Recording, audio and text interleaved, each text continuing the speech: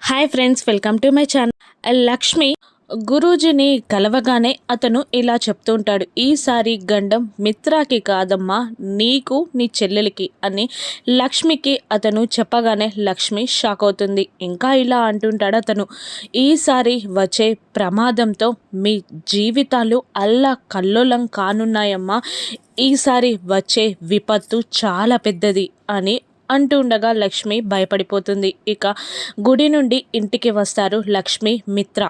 Steps పై నుండి దిగుతున్న డాక్టర్ని మిత్ర ఇలా అడుగుతుంటాడు, ఏమైంది డాక్టర్ గారు, మనీష ఎందుకు కళ్ళు తిరిగి పడిపోయింది అని అనగానే, మనీష షీఈస్ ప్రెగ్నెంట్ అని డాక్టర్ చెప్పేస్తుంది. దాంతో మిత్ర, లక్ష్మి, జయదేవ్ నందన్, బామ్మగారు అందరూ షాక్ అయి అలా చూస్తుండిపోతారు. ఈసారి మనీష ప్రెగ్నెంట్ డ్రామాని లక్ష్మి ఏ విధంగా బయటపెడుతుంది, ఇప్పుడు మిత్ర నిర్ణయం ఏంటి, తొందరపాటులో మనీషాని మిత్ర పెళ్లి చేసుకుంటాడా, రాను ఎపిసోడ్స్లో చూద్దాం. Thank you for watching.